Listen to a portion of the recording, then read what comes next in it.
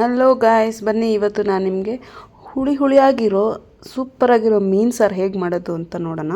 ಇದು ತುಂಬ ಸಿಂಪಲ್ಲು ಮತ್ತು ಟೇಸ್ಟಿಯಾಗಿರುತ್ತೆ. ಇದಕ್ಕೆ ಬೇಕಾಗಿರೋ ಇಂಗ್ರೀಡಿಯೆಂಟ್ಸ್ ಬಂದು ಬೆಳ್ಳುಳ್ಳಿ, ಈರುಳ್ಳಿ,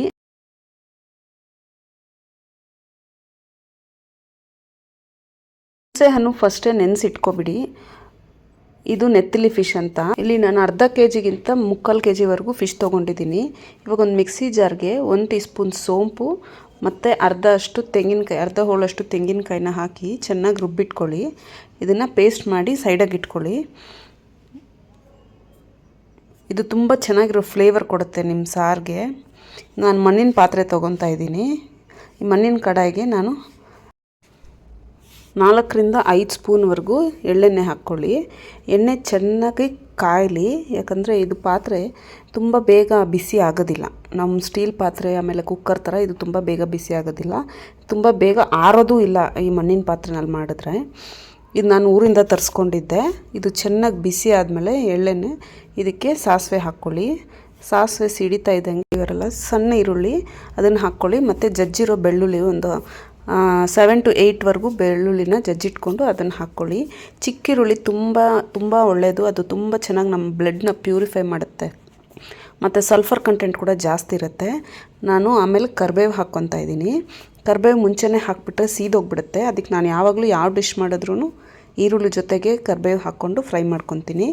ಇದು ಚೆನ್ನಾಗಿ ಟ್ರಾನ್ಸ್ಪರೆಂಟಾಗಿ ಫ್ರೈ ಆಗೋವರೆಗೂ ವೆಯ್ಟ್ ಮಾಡಿ ಆಮೇಲೆ 1 ಸ್ಪೂನ್ ಅರಿಶಿನ ಹಾಕ್ಕೊಳ್ಳಿ, ಟರ್ಮರಿಕು, ಮತ್ತು ಇದನ್ನು ಫ್ರೈ ಮಾಡಿ.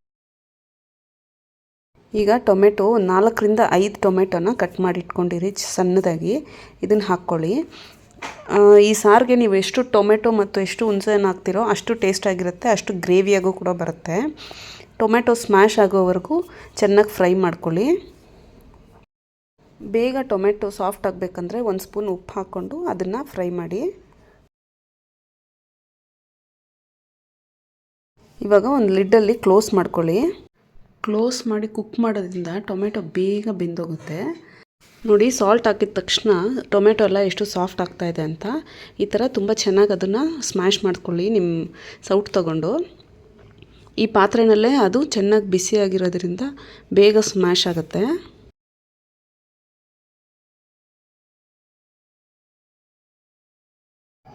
ನೋಡಿ, ಮಣ್ಣಿನ ಪಾತ್ರೆನಲ್ಲಿ ಮಾಡೋದ್ರಿಂದ ಇದು ಬೇಗ ಕೆಡೋದು ಇಲ್ಲ, ತುಂಬ ಚೆನ್ನಾಗಿ ಟೇಸ್ಟು ಚೆನ್ನಾಗಿರುತ್ತೆ, ತುಂಬ ಹೆಲ್ದಿ ಕೂಡ. ಇದು ಸೈಡಲ್ಲಿ ಆಯಿಲ್ ಬಿಡೋವರೆಗೂ ನಾವು ಬೇಯಿಸಬೇಕು. ಈ ಥರ ಚೆನ್ನಾಗಿ ಸ್ಮ್ಯಾಶ್ ಆಗಿರಬೇಕು. ಇವಾಗ ನಾನು 2ರಿಂದ 3 ಸ್ಪೂನು ಮೆಣಸಿನ ಪುಡಿ ಹಾಕ್ಕೊತಾ ಇದ್ದೀನಿ. ಅಂದರೆ ನಾವು ಸಾಂಬಾರ್ಗೆ ಹಾಕ್ತೀವಲ್ಲ ಆ ಪೌಡ್ರಾದರೂ ಹಾಕ್ಕೋಬೋದು. ಇಲ್ಲ ನನಗೆ ಅದಿಲ್ಲ ಅಂದರೆ ರೆಡ್ ಚಿಲ್ಲಿ ಪೌಡರು ಮತ್ತು ಧನಿಯಾ powder equal quantity 1 spoon red chilli powder, 1 spoon ಧನಿಯಾ ಪೌಡರು ಹಾಕ್ಕೊಳ್ಳಿ. ಇದನ್ನು ಹಾಕ್ಕೊಂಡು ಚೆನ್ನಾಗಿ ಫ್ರೈ ಮಾಡಿ. ಇದನ್ನು ಚೆನ್ನಾಗಿ ಫ್ರೈ ಮಾಡಬೇಕು. ಮಸಾಲೆ ಎಲ್ಲ ಟೊಮೆಟೊ ಮತ್ತು ಈರುಳ್ಳಿಗೆ ಚೆನ್ನಾಗಿ ಹಿಡಿಯುತ್ತೆ. ನಾನಿಲ್ಲಿ ತುಂಬ ಆಯಿಲ್ ಯೂಸ್ ಮಾಡ್ತಾ ಇಲ್ಲ, ಯಾಕಂದರೆ ಇವಾಗಲೇ ವೆಯ್ಟ್ ರೆಡ್ಯೂಸ್ ಮಾಡೋಕ್ಕೆ ತುಂಬ ಕಷ್ಟಪಡ್ತಾ ಇದ್ದೀವಿ. ಮತ್ತೆ ಆಯಿಲ್ ಹಚ್ಚಿದ್ರೆ ಮತ್ತೆ ನನಗೆ ಕಷ್ಟ ಆಗುತ್ತೆ ಅಂತ ನಾನು ಕಡಿಮೆ ಹಾಕ್ಕೊಂಡಿದ್ದೀನಿ. ನೋಡಿ, ಇವಾಗ ಎಷ್ಟು ಚೆನ್ನಾಗಿ ಗ್ರೇವಿ ಥರ ಬಂದಿರುತ್ತೆ. ಇದಕ್ಕೆ ನಾವು ಮಿಕ್ಸಿ ಜಾರಲ್ಲಿ ರುಬ್ಬಿಟ್ಕೊಂಡಿರ್ತೀವಲ್ಲ ತೆಂಗಿನಕಾಯಿ ಮತ್ತು ಸೋಂಪು, ಅದರದ್ದು ಹಾಲನ್ನ ಫಿಲ್ಟರ್ ಮಾಡ್ಕೊಳ್ಳಿ. ಇದನ್ನು ಫಿಲ್ಟರ್ ಮಾಡಿಕೊಂಡು ಅದರಲ್ಲೇ ಸೋದಿಸ್ಕೊಂಡು ಮಿಕ್ಸ್ ಮಾಡ್ಕೊಂಡು ಬನ್ನಿ. ಈ ಥರ ಚೆನ್ನಾಗಿ ಮಿಕ್ಸ್ ಆದಮೇಲೆ ಅದನ್ನು ಚೆನ್ನಾಗಿ ಮಿಕ್ಸ್ ಮಾಡಿಕೊಂಡು ಕುದಿಯೋದಕ್ಕೆ ಬಿಡಿ. ಚೆನ್ನಾಗಿ ಬಾಯ್ಲ್ ಆಗಬೇಕದು. ಎಷ್ಟು ಬಾಯ್ಲ್ ಆಗಬೇಕು ಅಂದರೆ ಅದರಲ್ಲಿರೋ ಹಸಿ ವಾಸನೆ ಎಲ್ಲ ಹೋಗಬೇಕು. ನಾವು ಗ್ರೈಂಡ್ ಮಾಡ್ಕೊಂಡ್ಮೇಲೆ ಈ ಥರ ಉಳಿದಿರುತ್ತಲ್ವ ತೆಂಗಿನಕಾಯಿ, ಅದನ್ನು ಇನ್ನೊಂದು ಸಲ ಗ್ರೈಂಡ್ ಮಾಡಿಕೊಂಡು ಮತ್ತೆ ಫಿಲ್ಟರ್ ಮಾಡ್ಕೊಂಡು ಆ ನೀರನ್ನು ಇದಕ್ಕೆ ಸೇರಿಸ್ಕೋಬೋದು. ನಾವು ಬೇರೆ ಎಕ್ಸ್ಟ್ರಾ ನೀರು ಹಾಕೋದೇನು ಬೇಕಾಗಲ್ಲ. ನೋಡಿ ಎಷ್ಟು ಕಲರ್ಫುಲ್ಲಾಗಿ ಕಾಣಿಸ್ತಾ ಇದೆ ಅಂತ, ತುಂಬ ಟೇಸ್ಟಿಯಾಗಿರುತ್ತೆ ಇದು. ಈ ತೆಂಗಿನಕಾಯಿ ಹಾಲು ಹಾಕಿದ ತಕ್ಷಣ ತುಂಬ ಚೆನ್ನಾಗಿರೋ ಅರೋಮಾ ಬರ್ತಾಯಿದೆ. ಈಗ ನಾವು ಹಾಲೆಲ್ಲ ಹಾಕಿದ್ಮೇಲೆ ಇಷ್ಟು ತಿಕ್ಕಾಗಿ ಬರುತ್ತೆ ಗ್ರೇವಿ. ಇದೊಂದು 2 ನಿಮಿಷ ಬಾಯ್ಲ್ ಆಗೋದಕ್ಕೆ ಬಿಡಿ. ನೋಡಿ, ನಾನು ಬಾಯ್ಲ್ ಆದಮೇಲೆ ಇದು 2ನೇ ಟೈಮ್ ಇದನ್ನು ಮಿಕ್ಸಿಗೆ ಹಾಕ್ಕೊಂಡು ಮತ್ತೆ ಅದರಲ್ಲಿರೋ ಹಾಲು ತೆಗಿತಾ ಇದ್ದೀನಿ. ಅದೇ ನೀರು ಇದಕ್ಕೆ ಸೇರಿಸ್ಕೊತಾ ಇದ್ದೀನಿ. ನಾವು ಜಾಸ್ತಿ ನೀರು ಯಾಕೆ ಆ್ಯಡ್ ಮಾಡಲ್ಲ ಗೊತ್ತಾ? ಇದು ತುಂಬ ನೀರಾಗಿದ್ದರೆ ಕರಿ ತುಂಬ ಬಾಯ್ಲ್ ಆಗೋದಕ್ಕೆ ಟೈಮ್ ತೊಗೊಳುತ್ತೆ. ಮತ್ತು ನಾವು ಮೀನು ಹಾಕಿದ್ಮೇಲೆ ಕೂಡ ನೀರು ಬಿಟ್ಕೊಂಡ್ರೆ ತುಂಬ ನೀರಾಗಿಬಿಡತ್ತೆ ಕರಿ. ಆವಾಗ ನಮಗೆ ಫುಡ್ಡಿಗೆ ಜೊತೆ ಮಿಕ್ಸ್ ಮಾಡ್ಕೊಂಡು ತಿನ್ನೋಕ್ಕೆ ಚೆನ್ನಾಗಿರಲ್ಲ.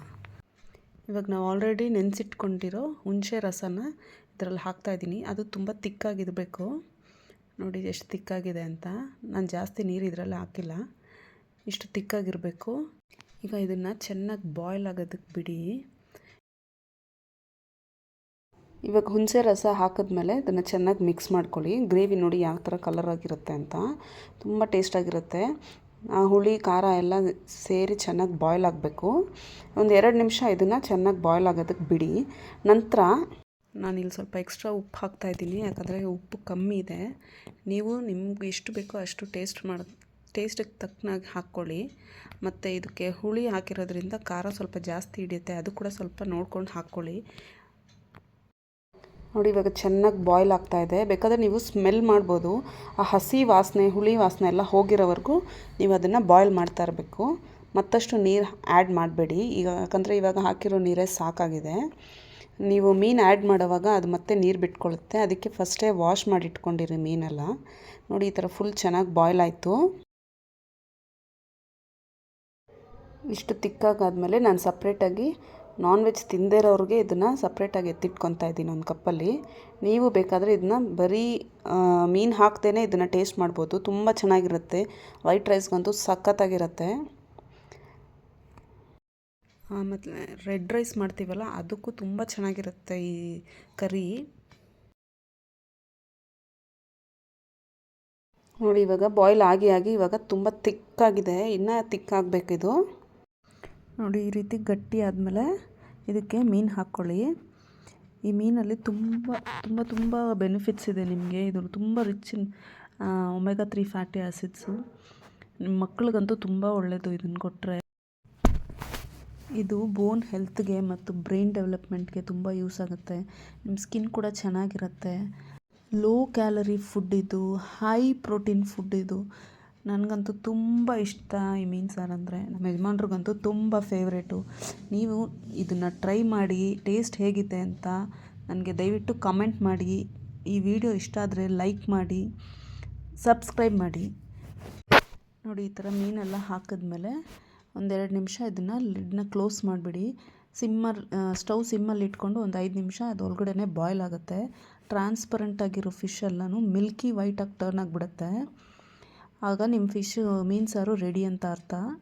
5 ನಿಮಿಷ ಅದನ್ನು ದಮ್ಮಿಗೆ ಬಿಟ್ಬಿಟ್ಟು ಆಮೇಲೆ ನೀವು ಬೇಕಾದರೆ ಸರ್ವ್ ಮಾಡ್ಕೋಬೋದು. ಇದಕ್ಕೆ ನೀವು ಲಾಸ್ಟಲ್ಲಿ ಕೊತ್ತಂಬರಿ ಸೊಪ್ಪು ಹಾಕ್ಕೊಂಡು ಫಿನಿಷ್ ಮಾಡಿ.